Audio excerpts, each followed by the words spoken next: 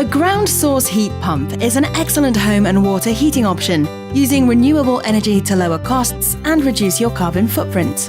Ground source heat pump systems use the heat energy stored in the ground and a heat pump at ground level. Here's how it works. Pipes are placed in the ground of the property, and a mixture of cold water and antifreeze is pumped around the ground loop and absorbs the naturally occurring heat stored in the ground.